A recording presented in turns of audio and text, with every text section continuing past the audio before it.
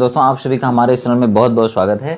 जैसा कि दोस्तों देख रहे हैं, हम लोग पढ़ रहे हैं कक्षा 12 के नए सेशन के लिए केमिस्ट्री पढ़ रहे हैं और हमारा सेशन होगा 2022-23।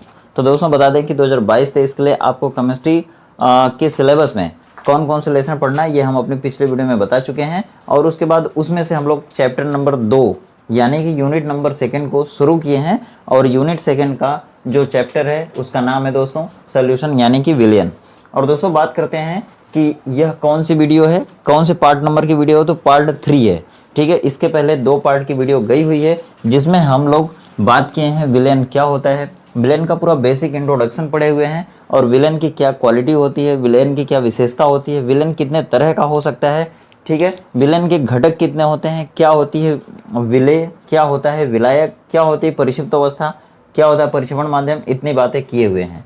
तो दोस्तों उसके बाद विलेन में एक सांद्रता आती है, मतलब कि विलेन आप बनाते कैसे हैं। जैसे 2 या 2 से अधिक अगर पदार्थों को आपस में मिला दिए और दोनों पदार्थ आपस में मिलने के बाद अगर समांगी मिश्रण बनाते हैं तब हम उसे विलेन कहते हैं। और अगर समांगी मिश्रण नहीं बनेगा तो हो सकता है निलंबन बन जाए या हो सकता है कोलाइडी विलेन बन जाए। तो कोलाइडी विलेन, निलंबन और वास्तविक विलेन में कणों की साइज कितनी होती है, क्या होती है विलेय की कणों की साइज, कब, जब किसी वास्तविक विलेन के केस में आप देखते हैं, किसी निलंबन के केस में देखते हैं, या कोलाइडी अवस्था या कोलाइडी विलेन के केस में देखते हैं। तो उन सभी में हम लोग कणों की साइज पढ़े हैं और ये कणों की साइज आपसे पूछी जाती है और आपको जानना बहुत ही जरूरी है। अब दोस्तों बात करते हैं कि जब 2 पदार्थों को आपस में मिलाते हैं और समांगी मिश्रण बनता है तब उसमें कितना विलेय मिलाए हुए हैं किसी दूसरे घटक में, किसी एक घटक को कितना मिलाए हुए हैं, यही होती है सांद्रता। यानी अगर हम बात करें बेसिक तरीके से तो जैसे देखिए कि 1 गिलास पानी है सपोज करिए हमारे पास, और यहाँ पे 1 गिलास दूसरे जगह भी पानी है। इसमें हम क्या करते हैं 50 ग्राम चीनी डालते हैं। ठीक है, तो इस विलयन की सांद्रता कितनी होती है। और अगर दूसरे गिलास पानी में अगर हम 100 ग्राम अगर चीनी डाल देते हैं, विलेय डाल देते हैं, जबकि इन दोनों में पानी कितना है 5 लीटर या 2 लीटर मान लेते हैं, 2 लीटर पानी है और एक में ये लीटर में है, एक में 50 ग्राम चीनी डाले हैं, दूसरे में 100 ग्राम चीनी डाले हैं, तो यही कहलाती है सांद्रता। मतलब अब आपसे पूछा जा सकता है कि इसकी सांद्रता कितनी होगी, इसकी सांद्रता कितनी होगी। ठीक है, और ये भी पूछा जा सकता है कि इन दोनों में किसकी सांद्रता अधिक होगी। जैसा कि आप देख पा रहे हैं, अगर हम सांद्रता की बात करें किसकी सांद्रता अधिक होगी तो इसमें 2 लीटर पानी है, इसमें भी 2 लीटर पानी है, लेकिन इसमें 50 ग्राम चीनी है, इसमें 100 ग्राम चीनी है। तो आप समझिए जरा सा कि चीनी घुलने के बाद कौन सा विलेन गाढ़ा हो जाएगा। जो गाढ़ा हो जाएगा ना उसको कहेंगे सांद्र विलेन, और जो हल्का रहेगा उसको कहेंगे तनु विलेन। तनु विलेन मतलब डाइल्यूट सोल्यूशन। डाइल्यूट सोल्यूशन का मतलब होता है कि ऐसा सोल्यूशन जिसमें सोल्यूट की अमाउंट बहुत ही कम है, मतलब जिसमें कम से कम विलेय घुला है उसको तनु विलेन कहेंगे, डाइल्यूट सोल्यूशन। और जिस विलेन में अधिक मात्रा में विलेय घुला है, सोल्यूट घुला है, उसको हम कहेंगे सांद्र विलेन या कंसंट्रेट सोल्यूशन।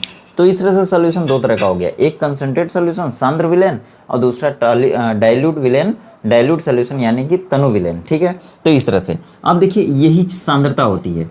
अगर हम 50 ग्राम चीनी को अगर 2 लीटर पानी में डाल देते हैं तब जो विलेन बनेगा उसकी सांद्रता कितनी होगी 50 ग्राम अपान 2 लीटर कर देंगे तो आपको मिल जाएगी सांद्रता। कभी कभी दोस्तों क्या होता है यहाँ पर हम ग्राम में लेते हैं तब हम इसे कहते हैं भार। क्या कहेंगे, पूरे इस चैप्टर में जब भी ग्राम में आपको कोई चीज़ मिले तो वह हमेशा वेट कही जाएगी या भार कही जाएगी, उसको ग्राम में दिया गया रहेगा। ठीक है, देखिए कभी कभी ये चीनी जो घुली है इसमें ना 2 लीटर पानी में वो भार में ली जाएगी, कभी कभी मोल में ली जाएगी, कभी कभी उसको मिलीलीटर या लीटर में लिया जाएगा, कभी कभी उसको ग्राम तुल्यांक में लिया जाएगा। किस में लिया जाएगा, ग्राम तुल्यांक में। तो ध्यान दीजिए हम किसी भी विलेन की सांद्रता को अलग अलग पैमाने पर बता सकते हैं, यानी कि कभी भार प्रतिशतता के रूप में बता सकते हैं, कभी मोलरता के फॉर्मेट में बता सकते हैं, कभी सांद्रता को मोललता के फॉर्मेट में बता सकते हैं, कभी हम मोल प्रभाज के रूप में बता सकते हैं कि किसी विलेन की सांद्रता कितनी है, या किसी विलेन में उपस्थित जो विलेय है उसका मोल प्रभाज कितना है, या विलायक है उसका मोल प्रभाज कितना है। तो दोस्तों आगे अगर बढ़ें तो हम बात कर सकते हैं कि किसी भी विलेन की सांद्रता को नॉर्मलता में भी बता सकते हैं या ग्राम तुल्यांक प्रति लीटर में बता सकते हैं। और उसी तरह से अगर सांद्रता को और मात्रकों में देखा जाए तो हम ग्राम प्रति लीटर में भी व्यक्त कर सकते हैं। और इनके अलावा एक ppm में सांद्रता होती है उसको भी बता सकते हैं, और आयतन प्रतिशतता होती है उसमें भी हम सांद्रता को व्यक्त कर सकते हैं। तो जब आपसे पूछा जाए कि किसी विलेन की सांद्रता को किस में हम व्यक्त कर सकते हैं। तो इतनी सारी चीज़ें आपको मिल जाती हैं, ठीक है। और इसके बाद भी एक दो चीज़ें जिनका मैंने नाम लिया है उनको मैं आगे डिटेल से बताने की भी कोशिश करूँगा। तो इतने तरीके से आप किसी भी विलेन की सांद्रता या कंसंट्रेशन को बता सकते हैं, एक्सप्रेस कर सकते हैं, ठीक है। आगे आइए देखते हैं। सबसे पहले हम लोग ये बात कर लें कि इनके फार्मूले क्या होते हैं, ठीक है। फार्मूला आप जान लीजिए, उसके बाद क्योंकि सभी एक जगह पे अगर फार्मूला आप देख लेंगे तो क्या उसमें बेसिक डिफरेंस है ये आपको अच्छे समझ में आ जाएगा। फिर क्या करेंगे, उसके बाद एक एक क्वेश्चन करते चलेंगे और वो किस फार्मूले पर लगेगा उसको फार्मूले सहित सॉल्व करते चलेंगे। तो आइए सबसे पहले देख लेते हैं सबके फार्मूले। उसके बाद ये भी सीखेंगे कि जैसे अगर मान लीजिए आपसे भार प्रतिशतता में पूछा जा रहा है तो उस पर कौन सा न्यूमेरिकल है उसको कैसे सॉल्व करेंगे। और सबसे बड़ी बात यह है कि देखिए ये कोई भी क्वेश्चन हो, इन क्वेश्चन में क्या पूछा जाएगा कि बताइए ऐसा ऐसा विलेन बना है उसकी मोलरता बताइए कितनी है। ये आपसे कहा जाएगा कि 500 ml पानी में 20 ग्राम एसिटिक एसिड घुला हुआ है, बने हुए विलेन की मोलरता ज्ञात कीजिए। फिर आपसे क्वेश्चन पूछा जा सकता है कि बताइए कि 2 लीटर पानी में 20 ग्राम H2SO4 घुला हुआ है, सल्फ्यूरिक अम्ल घुला हुआ है, ठीक है। बताइए सल्फ्यूरिक अम्ल का मोल प्रभाज कितना होगा। यह आपसे कहा जा सकता है कि 200 ml पानी में 200 ml जल में 60 ग्राम एसिटिक एसिड घुला हुआ है, एसिटिक एसिड का मोल प्रभाज बताइए कितना होगा। तो ये मोल प्रभाज से क्वेश्चन आ जाएगा। अगर आपसे कह दिया जाए कि बताइए 2 लीटर या 500 ml पानी में 500 ml पानी में क्या घुला हुआ है दोस्तों, 20 मोल H2SO4 घुला हुआ है, या 20 मोल पोटेशियम क्लोराइड घुला हुआ है, या 20 मोल कास्टिक सोडा घुला हुआ है, बने हुए विलेन की नॉर्मलता ज्ञात कीजिए। या ऐसे भी पूछ सकता है कि बने हुए विलेन की सांद्रता ग्राम तुल्यांक प्रति लीटर में ज्ञात कीजिए, ठीक है। या ऐसे भी कह सकता है कि 1 लीटर पानी में या 1 लीटर जल में 500 ग्राम चीनी घुली हुई है, ठीक है, बने हुए विलेन की सांद्रता ग्राम प्रति लीटर में ज्ञात कीजिए। तो दोस्तों इसके लिए हम क्या करेंगे, जैसे ही फार्मूला पढ़ेंगे ना उसके बाद हम एक चीज़ देखेंगे, क्या देखेंगे कि किसी भी विलेन में क्या क्या घुल सकता है, ठीक है। क्योंकि मैं आपको पिछली वीडियो में बताया हूँ कि मोलों की संख्या कैसे निकालते हैं। तो आपको इनमें से जैसे आप मोलरता निकालें या नॉर्मलता या मोललता या मोल प्रभाज या कोई भी चीज़ निकालें ना तो उसमें मोलों की संख्या निकालने की ज़रूरत पड़ेगी। तो आपको मोलों की संख्या मैं निकालने पिछली वीडियो में बताया हूँ। आज मैं आपको ये भी बताऊँगा कि जैसे एसिटिक एसिड अगर घुल गया, किसी क्वेश्चन में आपको मिला कि ये एसिटिक एसिड घुला है तो उस एसिटिक एसिड के मोलों की संख्या कैसे निकालेंगे, ये तो पहले भी बताया हूँ, लेकिन आज मैं आपको शॉर्टकट तरीका बताऊंगा कि मोलों की संख्या निकालने के लिए आपको क्या करना चाहिए, ठीक है। आपको जुबान पे याद रहना चाहिए। जैसे मोलों की संख्या निकालते हैं आप तो आपको परमाणु भार चाहिए, ठीक है, मतलब भार चाहिए और फिर परमाणु भार चाहिए, ठीक है, या अणु भार आप कह सकते हैं। तो जो अणु भार होता है वो हर केमिकल का या हर रासायनिक पदार्थ का या हर पदार्थ का अलग अलग होता है, वो चीज़ मैं आज आपको सिखाऊंगा, ठीक है। तो बने रहिए इस वीडियो में पूरा अंत तक। दोस्तों अंत तक वीडियो जरूर देखिएगा, तब आपका ये कॉन्सेप्ट बिल्कुल क्लियर रहेगा और हमेशा के लिए क्लियर होगा। तो दोस्तों अगर चैनल पर पहली बार हैं चैनल को सब्सक्राइब करिएगा और वीडियो अगर अच्छी लगे तो वीडियो को लाइक करिएगा और अपने फ्रेंड सर्कल में इसको शेयर भी जरूर करिएगा। तो आइए चलते हैं फार्मूले की तरफ। देखिए जैसे मान लीजिए कि अगर आपको चाहिए भार प्रतिशतता, तो सबसे पहले देखिए इसको हम दिखाते हैं वेट परसेंटेज, ठीक है। जैसे हम लोग बात किसकी कर रहे हैं, ध्यान से समझिएगा, हम लोग बात कर रहे हैं विलेन की, मतलब कि सॉल्यूशन की। और सॉल्यूशन हमेशा दो पदार्थों से मिलकर बनता है। एक पदार्थ जो कम मात्रा में होता है उसको कहते हैं सॉल्यूट, और दूसरा पदार्थ जो अधिक मात्रा में होता है उसे कहते हैं सॉल्वेंट। मतलब इसको कहते हैं विलेय और इसको कहते हैं विलायक। और जब यही बात एडवांस रूप लेती है तब इसको हम लोग कहते हैं परिक्षिप्त अवस्था और इसे कहते हैं परिक्षेपण माध्यम, यानी कि डिस्पर्सन मीडियम और डिस्पर्स्ड फेज, ठीक है। अब देखिए सॉल्यूशन कब बनेगा, जब इसमें सॉल्यूट होगा और जब सॉल्वेंट होगा तब, ठीक है। तो अब देखिए बात ये होती है कि अगर आपसे वेट परसेंटेज पूछा जाएगा तब आपको क्या करना है, कौन सा फार्मूला लगाना है, तब आपको करना है परसेंटेज या मास या वेट ऑफ सॉल्यूट। मतलब इसका मतलब क्या हुआ, विलेय का द्रव्यमान या कह सकते हैं विलेय का भार, ठीक है, अपान मास ऑफ सॉल्यूशन, ठीक है, इनटू 100, यही आपका फार्मूला बन जाता है, ठीक है। और ये किसका फार्मूला है दोस्तों, भार प्रतिशतता का। भार प्रतिशतता हिंदी में लिख सकते हैं, भार प्रतिशतता या ब्रैकेट में W परसेंटेज बराबर किसका भार, विलेय का भार ऊपर रखेंगे, मतलब विलेय का भार अपान विलयन का भार गुणे 100। ठीक है, इस 100 से गुणा क्यों कर रहे हैं, क्योंकि परसेंटेज में आएगा। ठीक है, चलिए अगर आपसे पूछा जाए कि भार प्रतिशतता मत बताओ, भार प्रतिशतता मत बताओ, द्रव्यमान प्रतिशतता बताओ, तब आप यहीं पर क्या कर देंगे, विलेय का द्रव्यमान बटे विलयन का द्रव्यमान गुणे 100, तब आपको क्या मिल जाएगा, मास परसेंटेज की जगह पे द्रव्यमान प्रतिशतता दोनों एक होता है। अब लीजिए इसी का सेम फार्मूला क्या है, अगर यहाँ पे वॉल्यूम परसेंटेज पूछा जाए कि मतलब आयतन प्रतिशतता बताइए। ठीक है, अभी आपको बहुत ही काम की चीज़ बताऊंगा जो कि आपको एग्जाम में मिलता है सीधे देखने को। ठीक है, आइए अगर आयतन प्रतिशतता की बात करें तब यहाँ पर जैसे यहाँ पे वेट परसेंटेज था, मतलब कि द्रव्यमान या भार प्रतिशतता था, लेकिन अब यहाँ पे आयतन प्रतिशतता हो गया।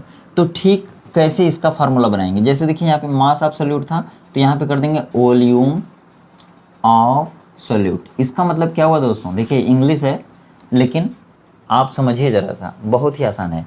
वॉल्यूम ऑफ सॉल्यूट इसका मतलब विलेय का आयतन, कब, जब आपको आयतन प्रतिशतता निकालना हो तब, विलेय का आयतन बटे विलयन का आयतन, वॉल्यूम ऑफ सॉल्यूशन, सॉल्यूशन मतलब विलयन का आयतन गुणे 100।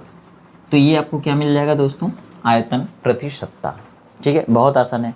एक सबसे बड़ी बात, अगर आपसे कहा जाए कि ग्लूकोज का, ये बात जिसको नहीं आएगा वो क्वेश्चन या न्यूमेरिकल नहीं सॉल्व कर पाएगा। ठीक है, बहुत बड़ी बात है।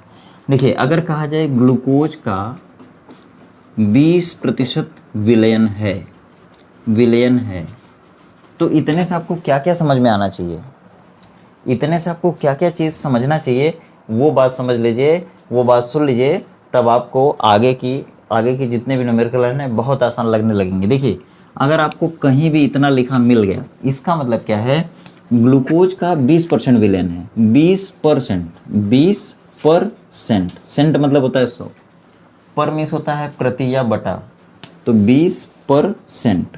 ये 20 हमेशा जो ऊपर है ना, ये क्या है, ये 20 और 100 में कौन कम है, जो कम होता है वो विलेय होता है, ये चीज़ आपको ध्यान रखना है। ये 20 क्या है, विलेय है, विलेय मतलब क्या है, सॉल्यूट है, क्योंकि वो कम है, और किसी भी विलयन में जो कम होता है वही विलेय होता है। कैसे हमको मालूम पड़ा कि ये विलेय है, क्योंकि ये कम है, और ये क्या है, ये पूरा विलयन है, क्या है, पूरा विलयन है। अगर आपसे कहा जाए, ये सॉल्यूशन आपका हो गया। ठीक है, अगर आपसे कहा जाए कि बताइए इसमें विलायक कितना है, तो आप समझिए कि 100 भाग विलयन है, उस 100 भाग विलयन में से 20 भाग विलेय का है, तो कितना भाग विलायक का बचा, 80 भाग। तो ये 80 भाग आपका क्या हो जाएगा, विलायक। ठीक है, ध्यान से समझिए, ये चीज़ें कहाँ से निकल के आई हैं, 20% से, और इसके ना बाद में लिखा रहता है भारानुसार, क्या लिखा रहता है, भारानुसार, भारानुसार। अगर इंग्लिश में कहीं लिखा रहेगा तो लिख देगा ब्रैकेट में बाई मास। ठीक है, बाई मास या बाई वेट, यहाँ पर मास और वेट दोनों सेम रहेगा, ऐसा नहीं कि ये फिजिक्स है, फिजिक्स में अलग हो जाएंगे दोनों, द्रव्यमान और भार, लेकिन यहाँ पर द्रव्यमान भार दोनों का मतलब सेम है। देखिए तो ग्लूकोज का 20% विलयन अगर भारानुसार है तो उससे इतनी चीज़ें निकल के आएंगी। 20% मतलब फिर से बता दूं कि परसेंट मतलब पूरा 100 भाग है, पूरा विलयन 100 भाग है, उसमें से 20 भाग किसका है, विलेय का, 20 भाग विलेय का है, 100 भाग पूरा विलयन है, अब जो बचा वो विलायक का है। 20 भाग निकाल दीजिए 100 में से, 80 भाग बचेगा, वो किसका हो जाएगा, विलायक का हो जाएगा। ठीक है, इतनी बात आपको याद रखना है हमेशा। आगे बढ़ते हैं, आगे देखिए।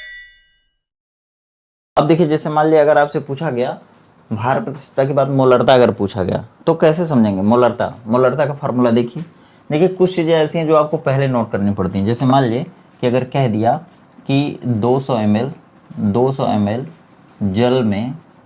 जल में 20 ग्राम कास्टिक सोडा, याद रखिएगा कास्टिक सोडा का फार्मूला NaOH होता है। ठीक है, अभी मैं कुछ देर में आपको सारे फार्मूले लिखवा दूंगा और उनका परमाणु भार या अणु भार कितना होता है वो भी लिखाऊंगा। ठीक है, देखिए अगर मान लिए कि क्वेश्चन दे दिया आपको कि 200 ml जल में 20 ग्राम कास्टिक सोडा घुला हुआ है, ठीक है, प्राप्त विलयन की सांद्रता मोल प्रति लीटर में ज्ञात कीजिए। ठीक है, मोल प्रति लीटर में ज्ञात कीजिए, या सीधे कह सकता है कि उसकी मोलरता बताइए। तो मोलरता का फार्मूला क्या लगाएंगे आप? देखिए, मोलरता को कैपिटल एम से दिखाते हैं, सबसे पहले सुन लीजिए। ठीक है, और मोलरता कैसे निकलती है इसके लिए फार्मूला आएगा विलेय के मोलों की संख्या। ठीक है, इसको आप स्मॉल एन से भी दिखा सकते हैं, कोई दिक्कत नहीं है। ठीक है, अब देखिए विलेय के मोलों की संख्या बटे विलेय के मोलों की संख्या हो गई ना। अब क्या करेंगे, नीचे रखेंगे विलयन का आयतन, और आयतन दोस्तों हमेशा किस में रहेगा? लीटर में रहेगा। ठीक है, अगर आयतन लीटर में नहीं है, सपोज अगर मिलीलीटर में है तो 1000 से गुणा कर देते हैं। ठीक है, 1000 से गुणा क्यों करेंगे? ताकि वो जो मिलीलीटर है वो लीटर में काउंट हो जाए। ठीक है, ये फार्मूला रहेगा। अब दोस्तों बात करते हैं इसको, देखिए हम शॉर्टकट में कैसे लिख सकते हैं। ये मोलों की संख्या है ना, मोलों की संख्या को और क्या करते हैं या कहते हैं तो भार बटे अणुभार कहते हैं, भार अपान अणुभार। अगर मोलों की संख्या नहीं मालूम है तो भार बटे अणुभार आपको ऊपर रखना पड़ेगा, और नीचे ये विलेन का आयतन है, तो विलेन का आयतन को ऐसे ही लिख सकते हैं, या इसको केवल V से भी दिखा सकते हैं। विलेन का आयतन अगर ये ml में है तो इसमें 1000 से मल्टीप्लाई कर देंगे, हो गया। अगर इसको आपको एक्सप्रेशन में दिखाना है, ये कैपिटल M एक्सप्रेशन में दिखाना है, तो कैपिटल M इक्वल टू भार को लिखते हैं W, और ये अणुभार है ना, अणुभार यहाँ पे देखिए अंश बटे हर है, तो ये हर आपका नीचे आ जाएगा, तो यहाँ पे उसको दिखा देते हैं स्मॉल m से। ध्यान दीजिएगा, मॉलिक्यूलर वेट लिखते हैं। ठीक है, मॉलिक्यूलर वेट मतलब कि अणुभार, ये वाला अणुभार यहाँ आ गया। ठीक है, चलिए किताबों में इसे अलग से भी दिखा सकता है ना, कैपिटल M से वैसे दिखाया है। ये देखिए भार हो गया W, वेट, अणुभार मतलब मॉलिक्यूलर वेट इधर हो गया, और ये विलेन का आयतन मतलब V, और ये V अगर ml में है तब यहाँ पे 1000 से मल्टीप्लाई कर देंगे। ये चीज़ आपको दिमाग में रखना है। ठीक है, आप इसको शॉर्टकट में ऐसे भी दिखा सकते हैं कि capital M equal to small W upon small m into V, या यहाँ पे पॉइंट भी ऐसे कर सकते हैं V, और यहाँ पे ml करके यहाँ पे 1000 भी कर सकते हैं, कोई दिक्कत नहीं है। ठीक है, जैसे आपको अच्छा लगे, जैसे आपको समझ में आए। ये चीज़ें हमको लगाना कब है? जब हम न्यूमेरिकल सॉल्व करने जाएंगे तब। ध्यान दीजिए, ये मोलरता है। अगर आपसे कह दिया कहीं पर, घुमा के क्वेश्चन पूछता है, अगर कहीं भी आपसे कह दिया मोलर विलेन की मोलरता हमेशा 1 होती है। मतलब आपको याद रखना है क्या, कि मोलर विलेन अगर कह दिया तो इसका मतलब आपको समझना है कि उसकी मोलरता कितनी हो जाएगी? 1 m। अगर कहीं कह दिया सेंटीमोलर विलेन, ये चीज़ें छोटी छोटी हैं, लेकिन जब ये आप सीखे रहेंगे तो आपको आगे न्यूमेरिकल सॉल्व करने में किसी प्रकार की दिक्कत नहीं आएगी। ये मेरा चैलेंज है। सेंटीमोलर विलेन अगर सेंटीमोलर कहता है तो इसका मतलब उसकी मोलरता कितनी है? 1/100। कितनी है दोस्तों? 1/100। आप इसको 1/100 भी लिख सकते हैं, या आप लिख सकते हैं 1/100 m, या लिख सकते हैं m/100। याद रखिएगा। ठीक है, अगर कहीं कह दिया डेसीमोलर विलेन, तो याद रखिएगा 1/10 हो जाएगी मोलरता, या इसको लिख सकते हैं m/10, m/10। ये आपको लिखा हुआ मिलेगा जब आप न्यूमेरिकल सॉल्व करने जाएंगे, तो आपको किसी भी फॉर्मेट में न्यूमेरिकल दिया जा सकता है। ठीक है, चलिए अगर कहीं कह दिया मिलीमोलर विलेन,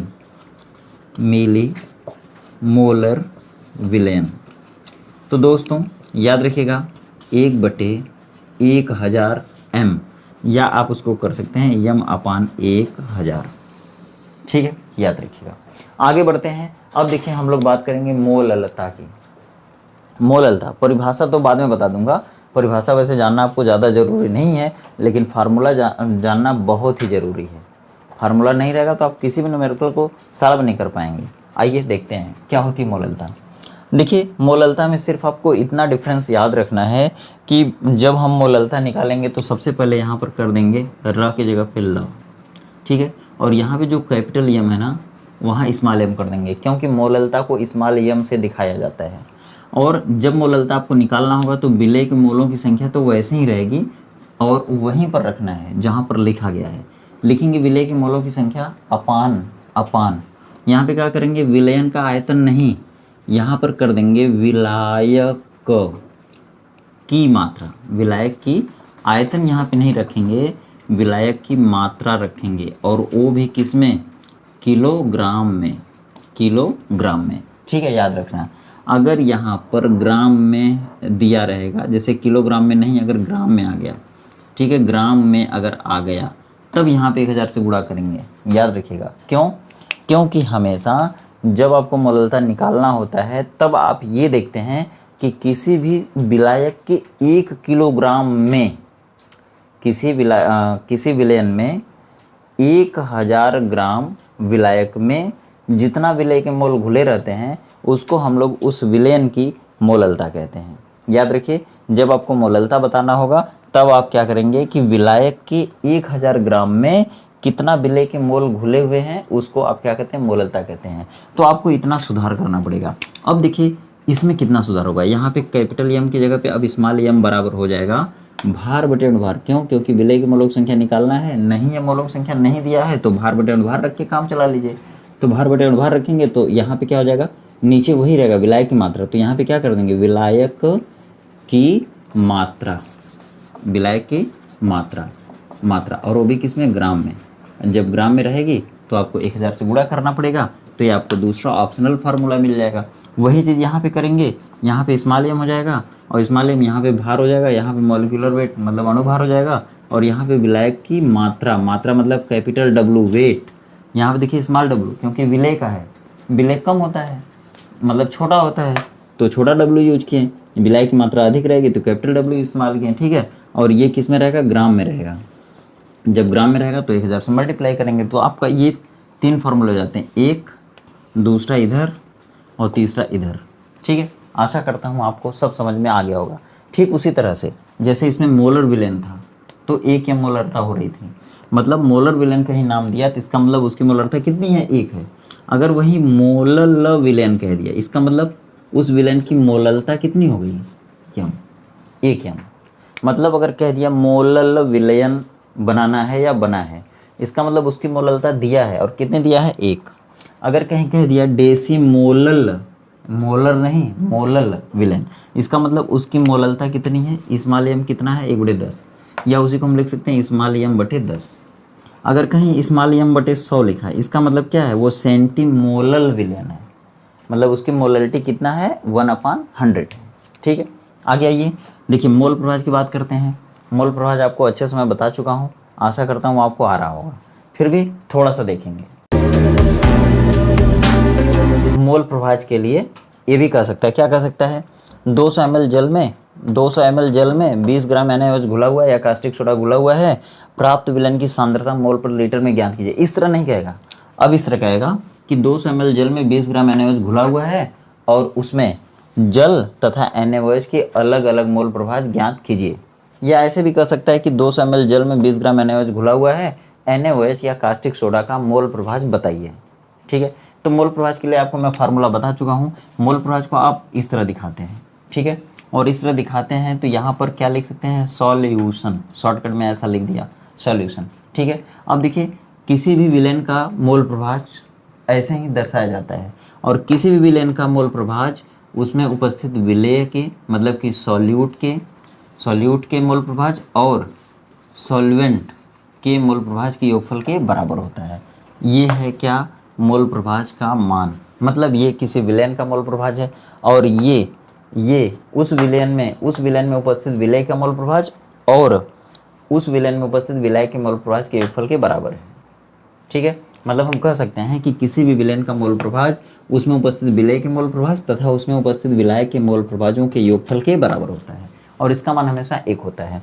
अब देखिए आपको बता चुका हूँ कि यह विलेय का मोल प्रभाज होगा, यह विलायक का मोल प्रभाज होगा। अगर आपको निकालना है विलेय का, यहाँ पे आप सॉल्यूट भी लिख सकते हैं, अगर आपको विलेय का मोल प्रभाज निकालना है तो यहाँ पर लिखना होगा विलेय के मोलों की संख्या, विलेय के मोलों की संख्या अपान विलेय के मोलों की संख्या, और प्लस विलायक के मोलों की संख्या। लिखते चलेगा दोस्तों, विलायक के मोलों की संख्या तो आ जाएगा। अगर इसी को आपको फार्मूला के रूप में दिखाना है, एक्सप्रेस करना है, तो यहाँ पे आप लिख दीजिए x solute equal to x, और ये मोलों की संख्या को यन से दिखाते हैं, और यन किसका रहेगा, विलय का। तो विलय कम मात्रा में होता है इसलिए उसका छोटा यन दिखाइए। तो यहाँ पे आप यक्स यन कर सकते हैं छोटा यन, और यहाँ पे भी छोटा यन हो जाएगा यक्स छोटा यन प्लस ये विलायक है तो विलायक के मोलों की संख्या कैपिटल यन से दिखा सकते हैं। तो ये हो गया आपका फार्मूला विलय के मोलों की विलय का मोल प्रभाज।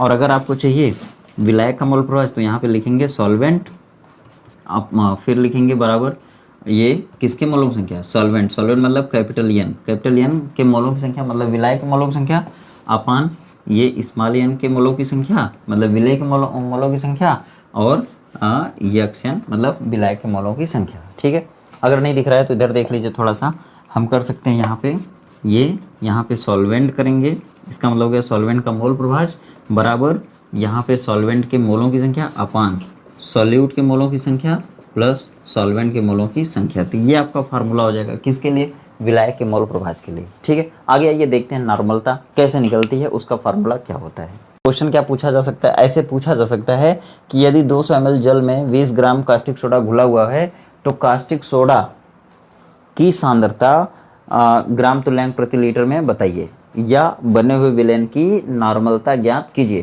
क्वेश्चन किसी भी तरीके से पूछा जा सकता है। अभी तो मैं सिंपल तरीका बता रहा हूँ, बाद में क्रिटिकल तरीके भी आपके सामने आएंगे। ठीक है, उनको भी हम लोग हंसते खेलते फेस करेंगे। ठीक है, आइए देखिए इसका फार्मूला सबसे पहले जानते हैं, नॉर्मलता का फार्मूला क्या होता है। तो सबसे पहले जानिए कि नॉर्मलता को कैपिटल एन से दिखाते हैं, और इसका फार्मूला क्या होगा, देखिए विलेय के ग्राम तुल्यांकों की संख्या, ग्राम तुल्यांकों की संख्या अपान विलयन का आयतन, विलयन का आयतन। और विलयन का आयतन अगर ml में रहेगा तो आपको 1000 से मल्टीप्लाई करना है, याद रखना है। ठीक है, अगर आपको ये चीज़ नहीं मिली, जैसे ये कब लगा सकते हैं आप, जैसे आपको क्वेश्चन में दिया रहा है कि विलय के ग्राम तुल्यांक इतने हैं।